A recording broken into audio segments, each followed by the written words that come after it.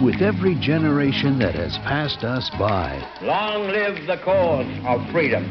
And every event that has shaped who we are, comes the awareness that history lives in all of us.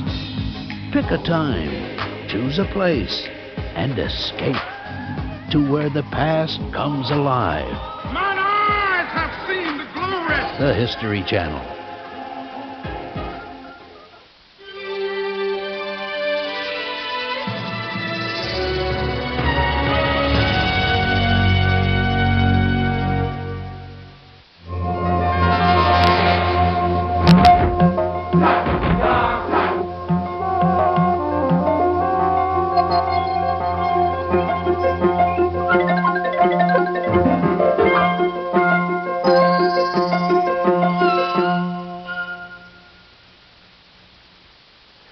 I'm Jack Perkins, and this is my friend Tramp. Now, the relationship between people and cats is relatively recent. Other domesticated animals, dogs, cattle, we tamed thousands of years before the cat. Those other animals became, in ways, our servants. But never the cat. No servant he. They are regally independent. This regal indifference. Do we love cats in spite of it or because of it? We claim that dog is a man's best friend, but the fact is 10 million more cats are kept as pets than dogs in this country alone. Oh, cats are in so many ways our most fascinating of animals.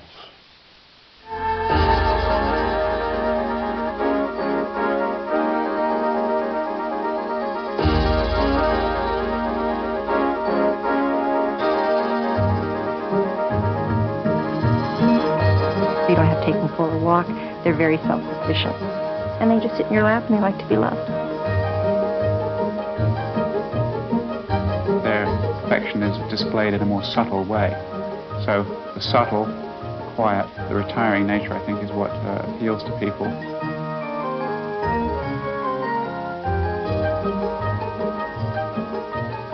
One of the fascinating things about cats is not only are they beautiful to look at, but it's true nature in our household.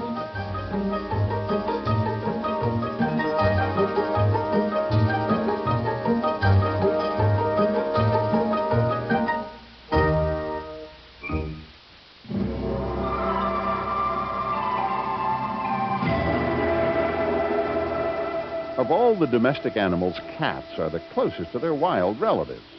They share traits with almost all other members of the feline family, including their prehistoric ancestors.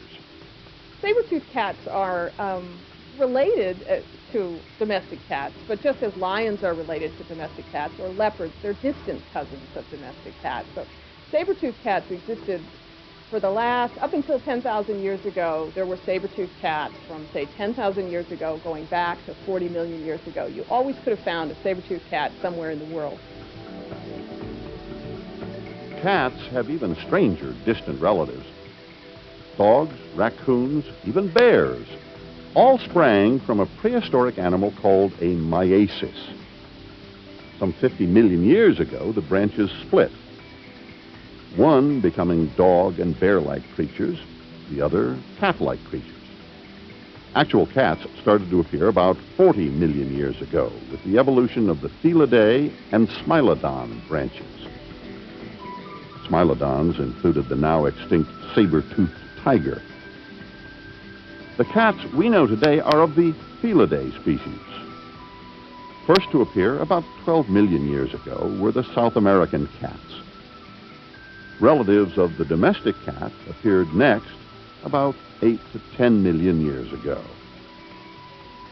The big cats were the last to evolve, appearing 4 to 6 million years ago. The closest relative of a domestic cat is the African wildcat, which is called Felis sylvestris libica. And that cat looks very much like a domestic cat. If you saw one in the field, you would probably think it was maybe a little bit large, but it was a tabby of some sort. They have generally a tabby coat, and they look very much like our kitties. All domestic cats carry the tabby gene they inherited from their early ancestor. It is visible in some cats as the characteristic mottled markings on the coat.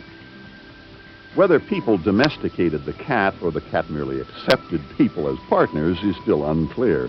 In either case, it was an unsavory third party that most likely caused this bond. It seems that cats first entered into a relationship with people because people had a problem with mice. The first evidence we have is an association of people, cats, and mice on the island of Cyprus in the Mediterranean about 8,000 years ago.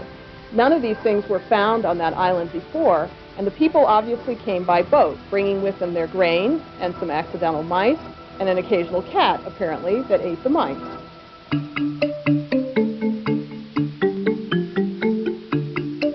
While early associations between people and cats are also evident in parts of Asia, it is the ancient Egyptians who are credited with the actual domestication of the cat between 4,000 and 6,000 years ago.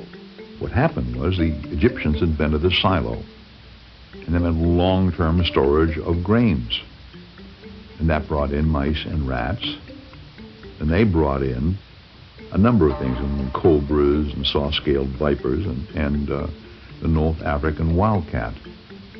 And of those three, the cat offered more cuddle factor, and somehow they began keeping some in captivity.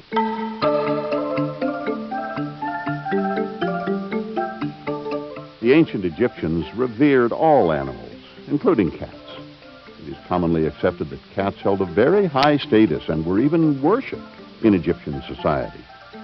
Images of cats adorn many artifacts.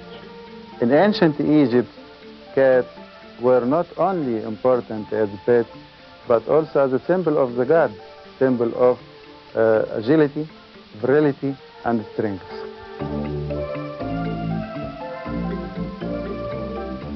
Cats were mummified by the thousands. Some were even privileged enough to be laid to rest in an ornate sarcophagus.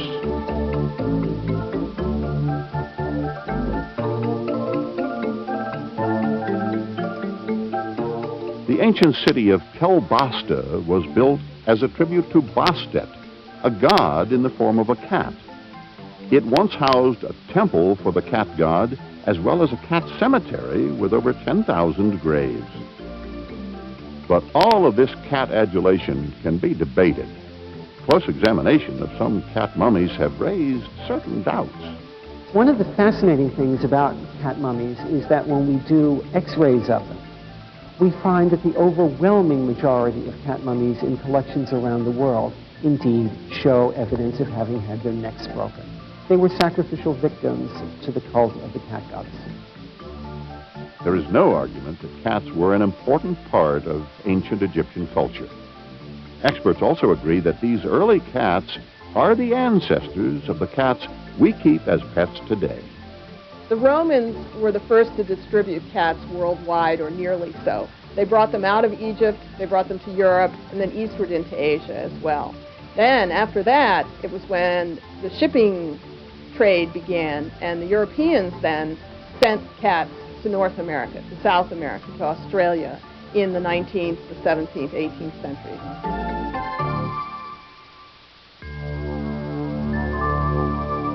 Along with the Dark Ages came a dark period for cats. The very characteristics of a cat, sexuality, stealth, and cunning, led to its persecution. Cats became associated with witches.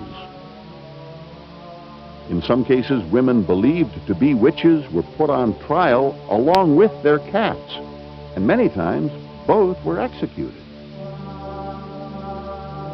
Cats, especially black cats, became associated with bad luck and other myths. In the Middle Ages and the Renaissance, when these cats were implicated in such things as sucking the breath of a newborn, a cat was so common a domestic animal that, of course, it was quite likely to be near a newborn. The bereft parents, attempting to understand what had occurred, had to blame someone or something.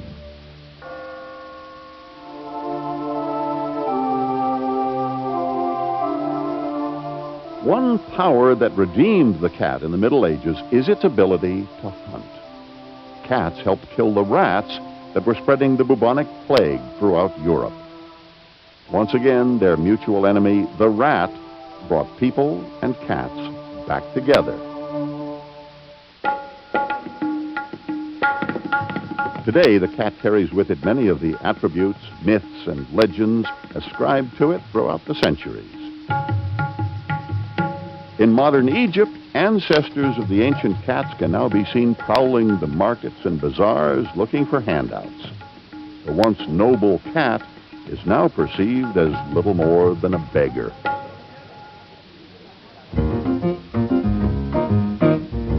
In the United States, the status of cats mirrors that of the human population. Some are celebrities, others are homeless. Some are flashy, others just plain folk. Some are multi-talented, while others are content to do little more than sleep. No matter what their lot in life, cats are always amazing creatures that have captivated our hearts and imaginations for centuries.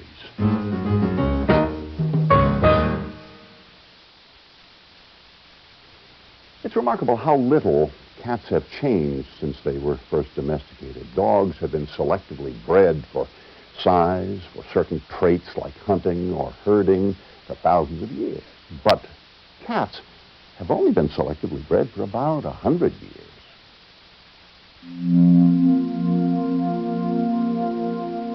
Some are long-haired, some are short-haired. Some ears are long, short, flat, or curly. Some tails are fat, some are thin, and some aren't there at all. But for all of their differences, cats are still very much alike. One interesting thing is, the cat is a newly domestic animal, only about 4,000 years old in all likelihood. The dog is about 14,000 years old. So cats have not been altered all that much. The African wildcat, it was a tabby marked animal. Still, most, not all by any means, but most cats have some tabby showing. But the size has stayed constant.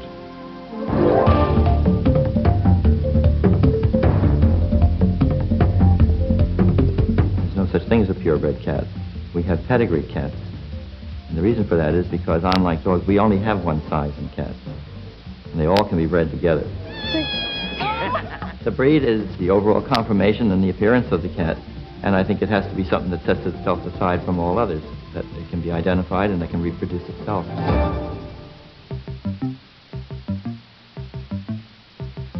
The Abyssinian is probably the oldest breed of cat. It closely resembles the cats that were first domesticated in ancient Egypt. Other early breeds include the Manx, the royal breed of Siam, that is the ancestor of what we now call the Siamese, the Shorthair, and the Longhair, which includes Persians and Angoras. All of these breeds were exhibited at one of the first cat shows that took place in England in 1871. Cat shows have continued to grow in popularity ever since. This one just loves it. That's her life, you know. That's what we do.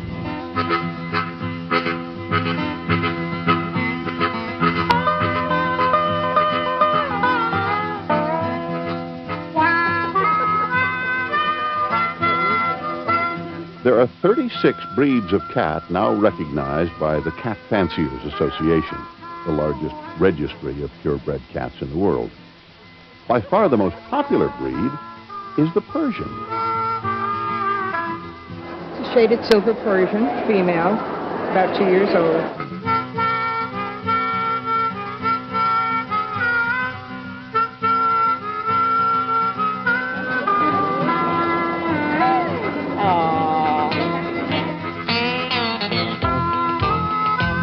Persians are distantly followed by a long-haired variety called the Maine Coon cat and the Siamese.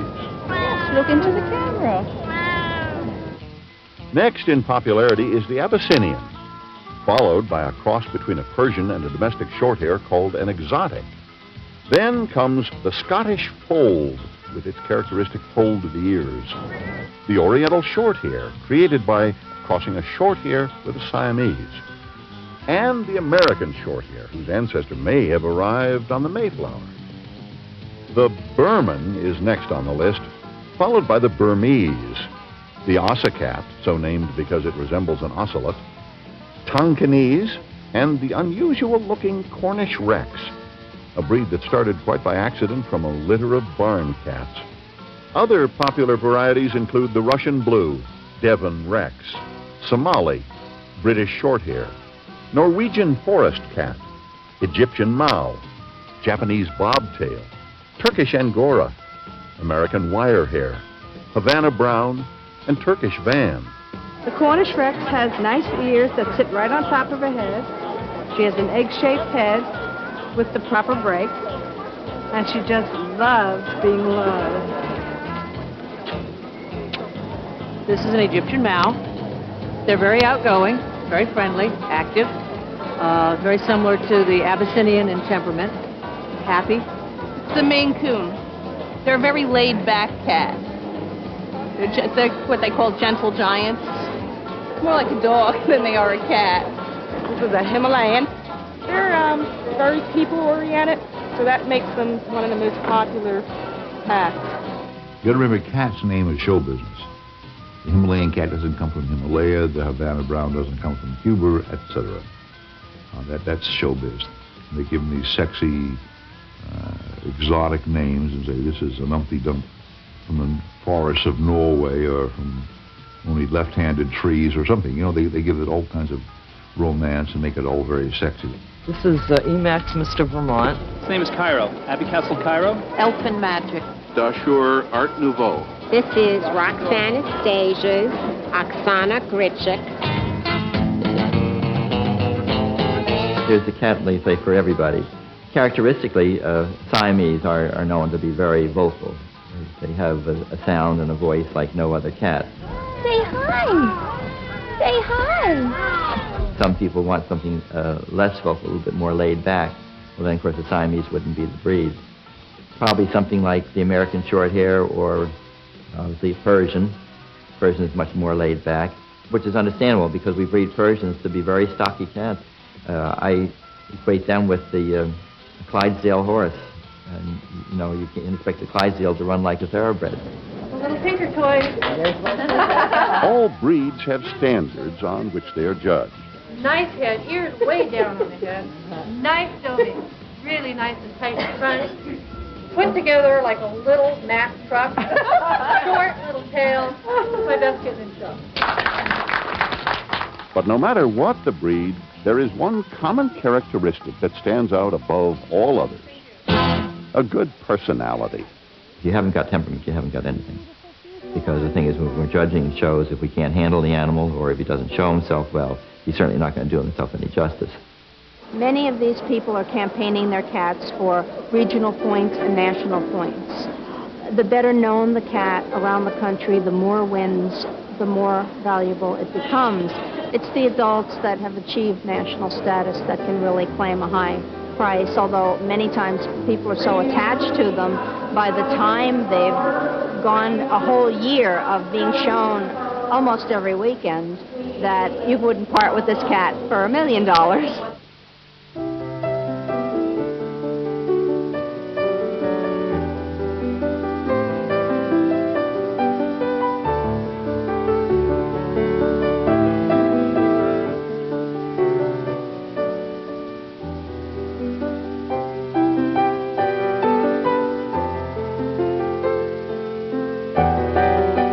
Cat fanciers are definitely a breed of their own. Most start breeding cats because of love, not money. You should start breeding cats as a hobby and a passion for the love of it, because it requires a methodical, disciplined, highly motivated person to stick with the breeding and the various problems that do inevitably come along. Although there is great pleasure from it, there is definitely a lot of heartache and a lot of money involved in keeping them healthy. Tuppence, come over here. Gwyneth Sankey has been breeding cats for 14 years. After working with other breeds, she now specializes in British Shorthairs. The cats feel like children in that they do need you. Although they're very independent in some ways, they need you to take care of them, to love them, to feed them, and to keep them clean. British Shorthairs in particular are a minority breed, and there is always homes for them. Otherwise, I would not do it. I would not ethically be able to do that if I did not have good homes for them. For the most part in my cattery, I try to have the cats with as much room as possible and not in cages. Sometimes it is important if you want to isolate a cat for some reason, or if a mother is expecting babies and you do not want her to go off and have them in an inappropriate place. Mating is, of course, an essential part of the cat breeding process. The only way to create a new generation of kittens is to let nature take its course. Cats cannot be artificially inseminated because a female does not ovulate until it is penetrated by the male. But getting a male and female cat to mate is not as automatic as it might seem. Everyone thinks, well, you can just take and put a male and female together and they're going to breed. Well, you know, they may have some other thoughts in mind. I mean, it just may not be a compatible mating in their own behalf. So you have to introduce them carefully.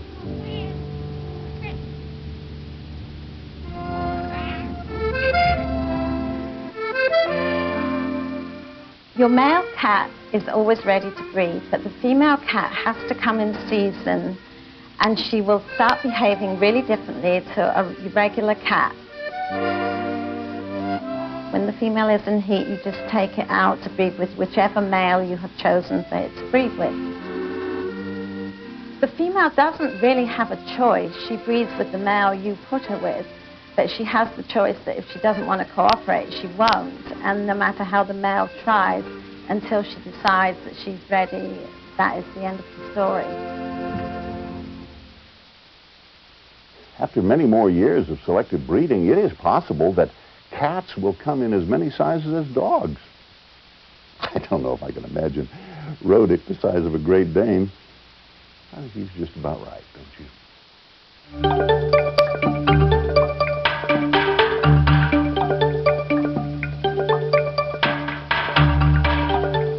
Cats have shared our homes for thousands of years, yet they continue to intrigue us.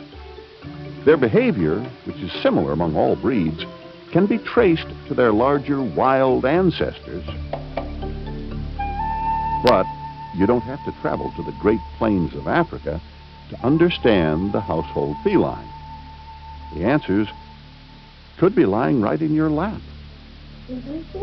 Oh, sure. Tiny carrots, huh? Tiny carrots.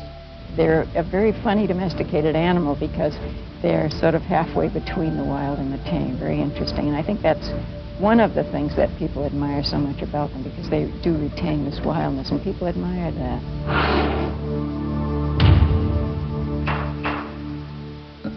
Because of their diminutive stature, one would think that the household cat has little in common with its wild brethren, but that's not the case. The two resemble each other in many ways.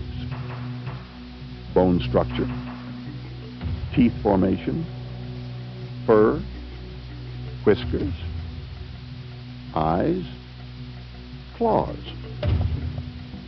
The domestic cat is comprised of approximately 290 bones and 517 muscles. They are perfectly constructed to perform tasks with minimum effort and maximum efficiency. Cassie, come on. Come on up.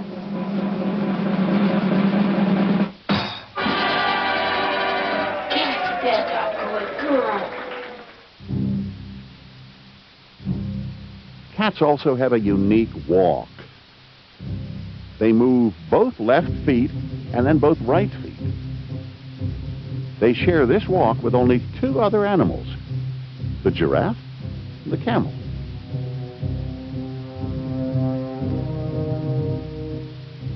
Cats are stealthy, faultlessly designed to stalk their prey.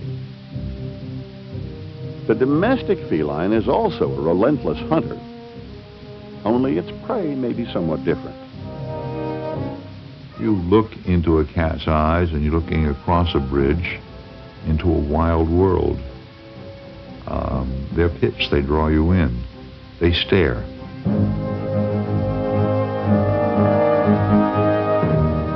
The cat's eyesight, it is their most precious sense. Felines are gifted in that they can see vividly at dusk and dawn. In fact, cats need only about 1/6 of the amount of light that humans do to see.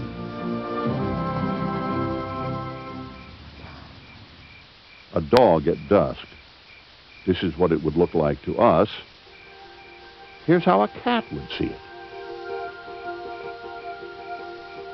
Their nighttime vision may be superior to ours, but the cat has a poor sense of detail.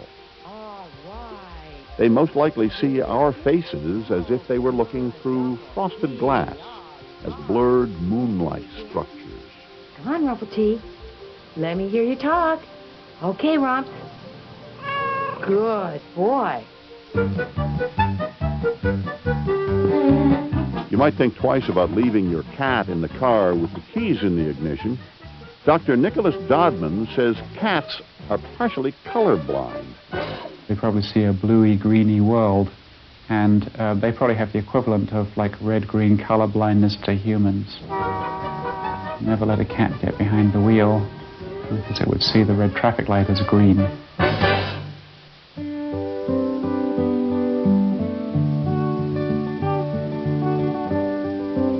At birth, kittens cannot see or hear. Those abilities begin to function during the first 2 weeks of life. Once their hearing does develop, it is really quite extraordinary. Their hearing is extremely acute. A cat can sit up on top of a bale of hay in the barn and just listen. And they will hear that mouse walking until the mouse walks out from around the bale and the cat can pounce. More than a dozen muscles control the movement of a cat's ear. They enable each one to pivot 180 degrees and move independently of the other. In addition, felines can hear a full octave and a half above the highest pitched sound that a human can hear.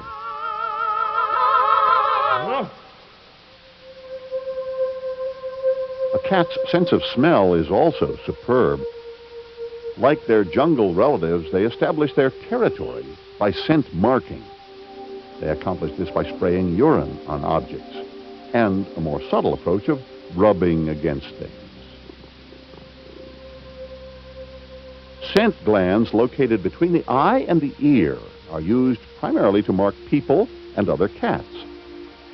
Inanimate objects are usually marked by the scent glands found under the chin and around the lips.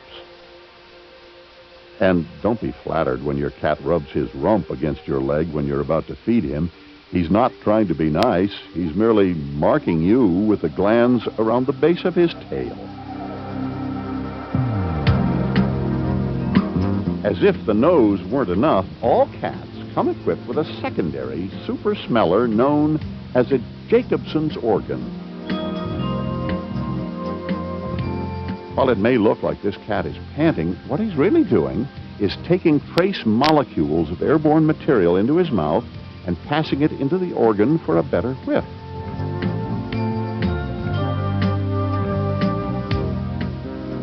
Cats also use smell as a greeting. They recognize each other more by odor than by sight, and they expect humans to do the same. And then there's body language, i.e., sticking their tail up in the air and say, have a good old smell, kid. Show my intentions are good. How about you? Refusing their invitation to smell them is like refusing to shake hands. But don't worry, your cat won't take it personally.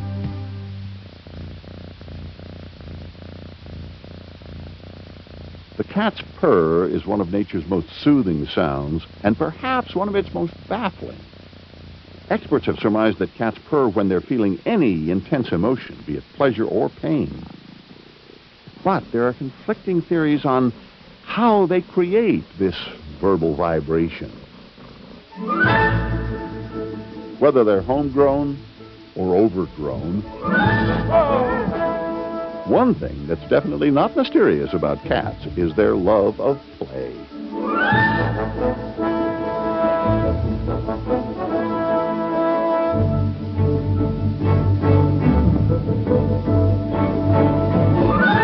One piece of evidence in favor of the fact that there is some kind of function for play is that if you deprive an animal of play for a period of time, then afterwards there's a rebound increase in play. So it's almost like a need to play.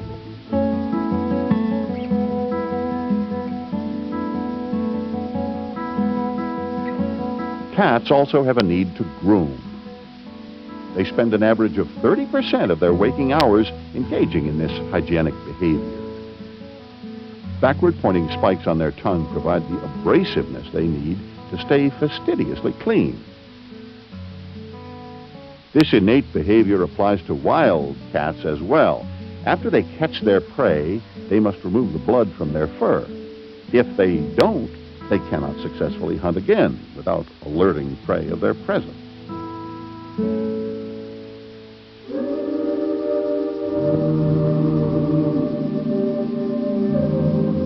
Cats spend about 16 hours a day sleeping. Being carnivores, they must conserve their energy because they never know when they might really need it. Unlike humans, they never let the stresses of the day interfere with a good night's or morning's or afternoon's sleep.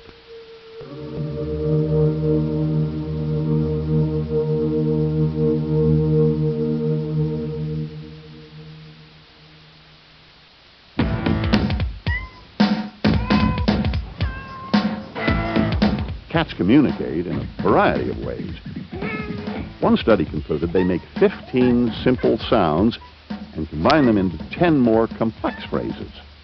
Cats, between growling, snarling, hissing, spitting, whining, coupled with body language, are not hard put to make their feelings known to the observant owner or to another cat.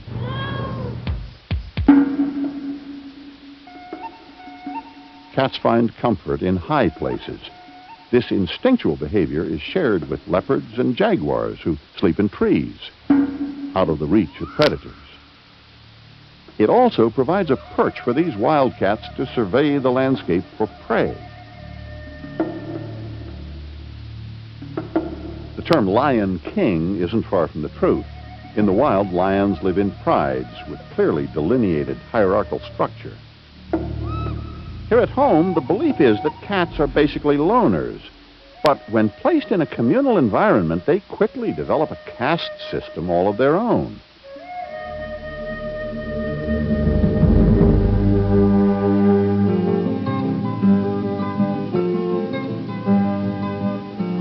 Located in the heart of Key West, Florida, is the Hemingway House, the famous author's former abode. Today, it's a museum, as well as a home to more than 50 cats.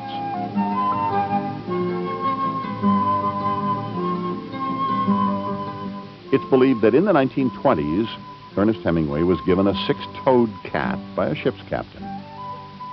About half the museum's current residents are polydactyl, meaning a cat with extra toes. They are direct descendants of Hemingway's original cats.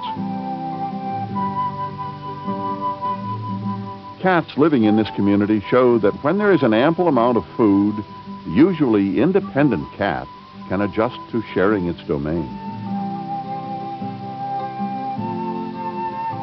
Zane Grey, the undisputed king of the Hemingway pride, is what animal experts call the despot.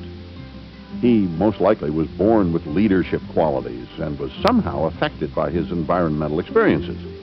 Being unneutered also makes Zane more aggressive than the neutered and spayed cats.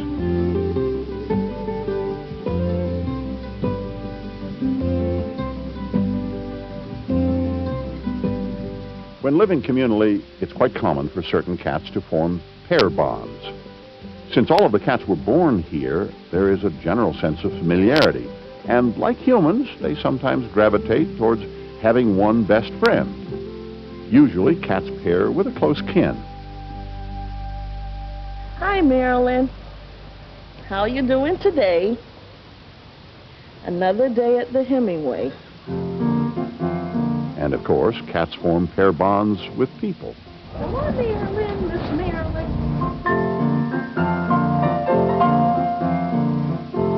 Most of these cats are spayed and neutered.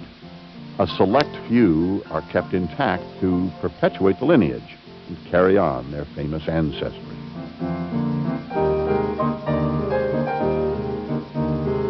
Given all we know about the cat, much still remains a mystery. Perhaps that's what makes these four-legged enigmas so intriguing. It wouldn't be surprising to learn that cats conspire to keep us at arm's length, allowing us just a glimpse of their world. But maybe, just maybe, when cats are good and ready, they'll share with us their secrets.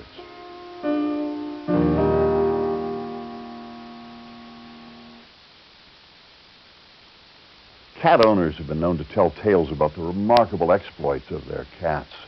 One cat travels great distances. Another strikes up a most unlikely friendship. Another attempts a daring rescue. Well, are feats like this just flukes? Or do cats possess some abilities that we don't really understand? Scientists can only guess, and the rest of us can only marvel at the extraordinary feats of what are called ordinary cats.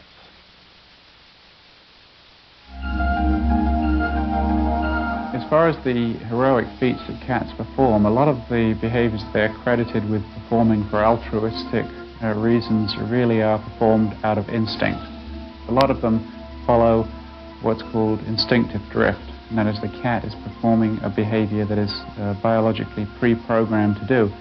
So if you look in nature at the big cats, you know, when there's danger around, they take their cubs and they lift them and take them by the neck one by one and move them from one place to another when there's dangers around. It's a natural thing to do.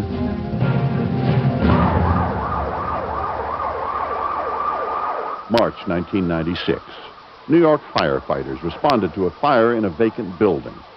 As the men worked, they began hearing plaintive cries, such as those of kittens. Sure enough, 3 newborns lay to the side of the burning building. We gathered them up, we put them in a box, and I proceeded to go back to the front of the building, you know, where I'm supposed to be and operating with the rest of the men. And when I got back there, we still heard kittens crying.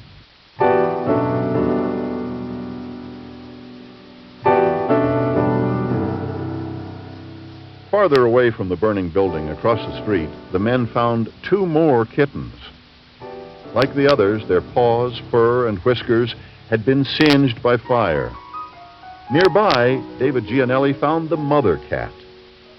Badly charred and crying in pain, she was barely alive after having rescued her kittens from inside the blazing building. She definitely was moving them one at a time to another safer spot across the street. And she probably just couldn't do it anymore because of the pain she was in. It just broke my heart to see her like that, because you see animals like that and they don't usually make it. So I put her in with the 5 kittens.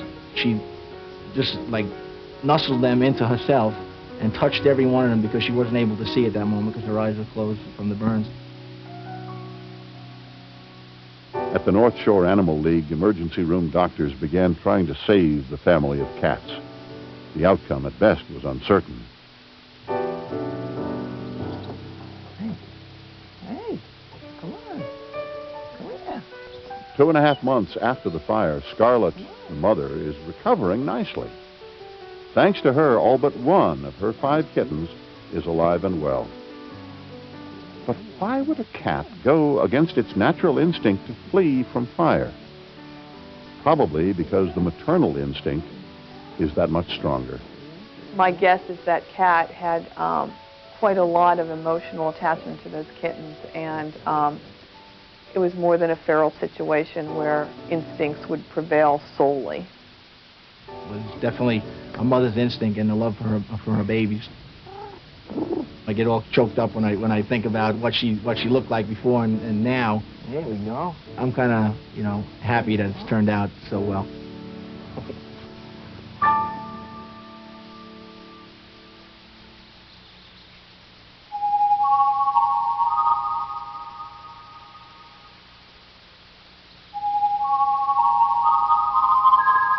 Not only can cats survive incredible trauma, they sometimes have the ability to find their way home over improbably long distances. These incredible journeys are called PSI trailings and may involve some sixth sense in cats that serves as a homing device. The bottom line is we don't know how cats relate to the planet. And one of the ways they may relate, and the thing I've held up for many years, the way fish migrate and birds migrate, is by sensing the magnetic field in the earth. Some experts believe that animals migrate at least in part by being aware of the magnetism of our planet. The animals move toward the fields they know by experience or by instinct of where they ought to be. You've got to have a pretty good mapping system built in to do that. I think cats do that. I think one of their unknown senses is a sensitivity to the magnetism of the earth.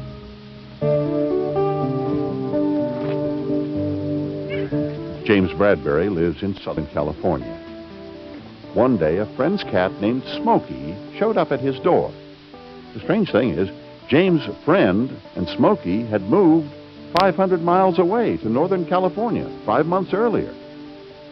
At first, James didn't believe this could be Smokey. This cat kept walking in, and I said, "Get out of here, you don't live here." And the cat just was persistent. James's own cat, a Siamese, instantly recognized and accepted Smokey. My cat didn't seem to mind it, which is weird because cats are territorial. My cat didn't seem to mind it at all. Finally, a call to Smokey's owner confirmed that the cat had been missing from his Northern California home for quite some time.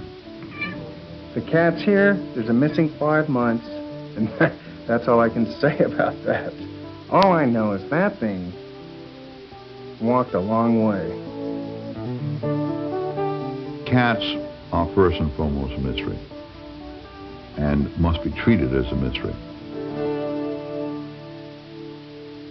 Another mystery is why the normally unsociable cat sometimes makes some very unusual friends. A 650-pound grizzly bear and an 8-pound cat are an odd couple indeed. The two met at a wildlife rehabilitation center in Oregon. The abandoned, possibly starving cat had sought scraps from the bear's meal. With uncharacteristic tenderness, the grizzly shared his food. Now, between these two, a strange, affectionate, completely spontaneous bond has formed. Experts attribute this to a learning process called imprinting. It usually occurs in very young animals as they begin to form their personalities. With cats, this period lasts from the time they're a few weeks old to about 4 or 5 months. They're going to make all their decisions about what's good, what's bad, what's friendly, what's unfriendly, and those feelings will last for a long time. Oftentimes, they'll let go of their natural instincts to be predatory, and the imprinting or bonding that takes place in that area will allow them to become a natural friend. In other cases, just the opposite kind of imprinting occurs, where a mother cat accepts a baby of another species as its own. In a Southern California forest, local residents discovered a very small animal they believed was a squirrel. Just days old, the tiny thing had apparently fallen from a tree. Animal lover Sue Rondell began to care for Woody, who turned out to be a baby raccoon. But feeding him around the clock from an eyedropper proved time-consuming. Sue had a better idea. I thought, well, it was worth a try if I could get a cat to do this. At the local animal shelter, Sue found Mama. Friendly and easygoing, the mother cat was already nursing her own kittens and several others. After rubbing a kitten's scent on Woody, she put him and Mama together and hoped for the best. Within a day or so, everybody accepted everybody, and it worked out really well, really well. she took care of him from really day one, and I've never had to feed him. I don't think she actually knows that he's different. They go more on scent, I think, than they do on appearance, because he definitely looks different.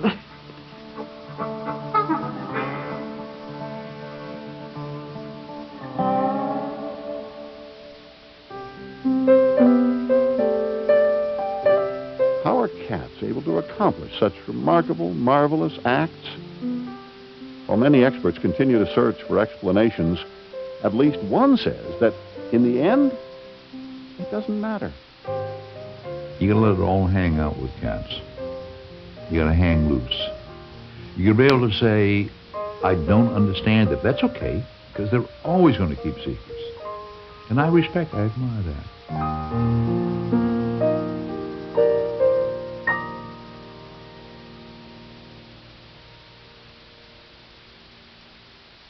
Here's a postscript to the story of Scarlet and the kittens she saved from the fire. After that story was told, hundreds of phone calls came in wanting to adopt the cats. So as of today, we can report to you that Scarlet and her surviving kittens are not only recovered, but living contented lives in brand new homes.